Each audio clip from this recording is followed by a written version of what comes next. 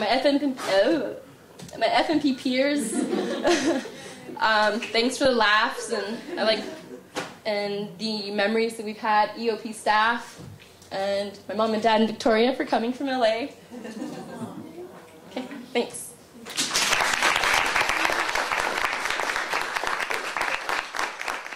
My question is for Crystal. Yeah, and it's right. I'm sorry, I came. Yeah. Okay. Sorry, it's early in the morning. So one of the things I was curious is, you were talking about this race to the bottom approach and like the human rights violations women suffer. I'm just curious. Did you do any research on like what the government has been doing about it, especially looking at the presidents? If they've done anything about it, or how it's been how their administration has affected this top to the bottom approach. Has it increased? Has it decreased?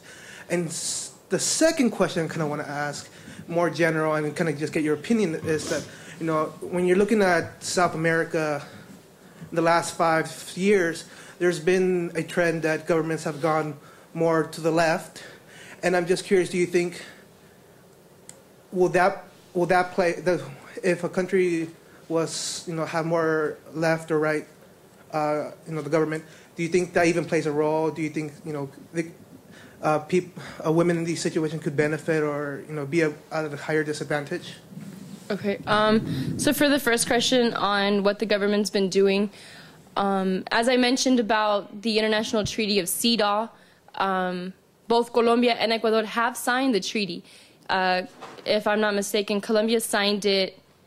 Okay, so picture this. Colombia started working in the flower industry in the late 1960s, early 70s. They signed CEDAW in 2000s, right? In the early 2000s. And it then took them 5 years in order to ratify the treaty. So you can sign a treaty, and by signing the treaty, you kind of shed light on, okay, there is discrimination against women, and we're going to do something about it. But governments don't actually enforce the treaty until it's been signed. And so it's kind of funny how Colombia can sign the treaty in 2000, 10 years after the flower industries have been in place, after signing another 5 years until they can actually ratify it. But if it was ratified in 2005, there has been some benefits. As I mentioned, the campaign in 2005 where women have received some of wages and whatnot, but feminicide is still going on, So what I found very interesting is that countries, or Colombia and Ecuador, can ratify a treaty and say we're going to enforce these laws and make change, but how much change are they actually doing if it's still happening? And the same thing with Ecuador. Ecuador signed the treaty in 2003, and it was ratified not too long ago. But yet there's still child labor. Yet women are still being stereotyped and discriminated and, working in poor conditions. And I do think that the government, political standpoint, does play a huge role, but in Colombia, the current government is still to the right. And so these efforts on caring about workers' rights, either women or not, can be beneficial, but if a government is to the right, he can promise all he wants, but, actions speak louder than words. Thanks. Another question for one or more of the panelists. Yes, actually. Morgan would like to respond to Crystal's comments or the question. Hi, in response to that question too, my research focused on, I would say, and what political scholars would argue, to be the most liberal or left-leaning democracy or government within pretty much the entire world, Bolivia and its new government. And I would say that even though they have a dramatically, radically left-leaning government, it pretty much has been unable to successfully and fully free women from the oppressive roles that they are subjected to.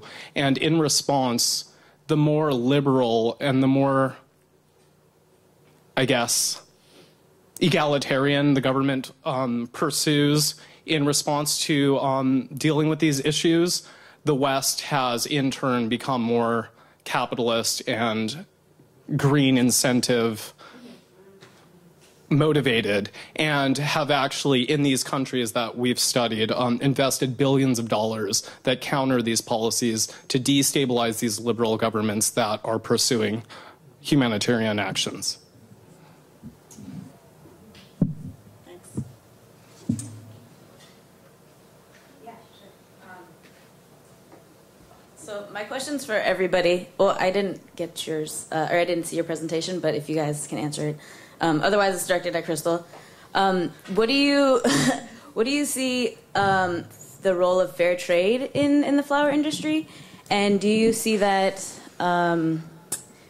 that it's preferable to have a market-based solution or a more of a governmental role, like a government-implemented solution to the issues that are coming up or that you addressed?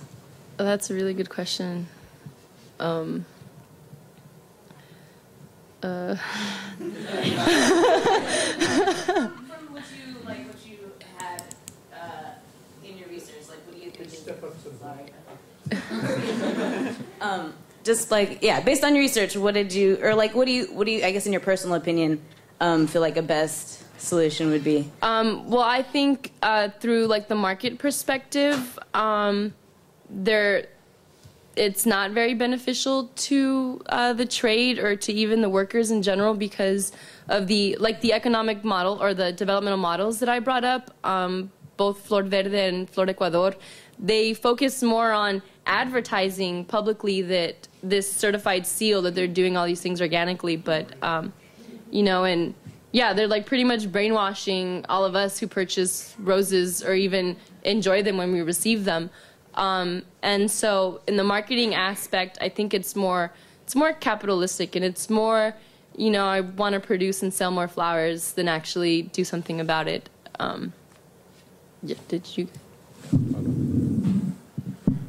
So microfinance is pretty much a market response to alleviating poverty, but you know, there's still no denying the underlying inequalities that still exist. Like, if those inequalities weren't there, there would be no need for microfinance. So like it's, you know, the market can play a role, but you know, there's still some need for like governmental regulations and interventions along those lines.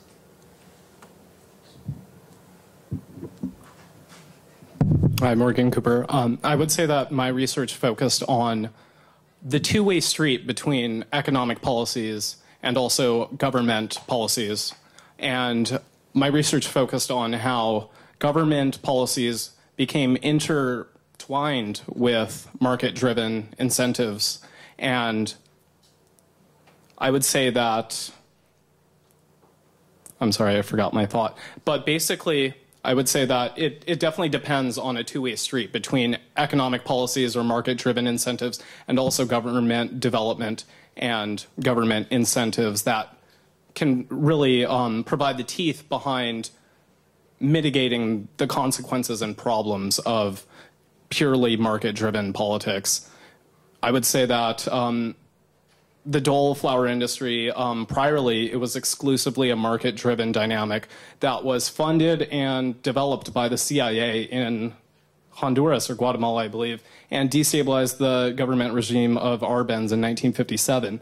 And because it was, you know, completely driven by market dynamics, market incentives ruled that Dole basically ran the nation, ran the state, and controlled all government policies based on economic incentives. And now, from this history, Bolivia has learned that you need to manage this two-way street, this interconnection of market policies and also government policies at the same time. You can't just deal with them devoid from each other. Thank you.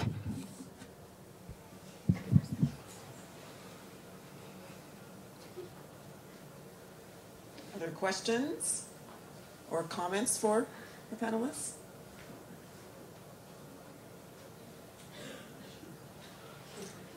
Well, I have a question for Edgar. So we've been talking a little bit about market policies and governmental policies. Being in Santa Cruz, there are a lot of people who participate as lenders in microfinance? Do you have any advice for them or any thoughts that pertain to them in terms of thinking about lending or challenging different aspects of microfinance? Right.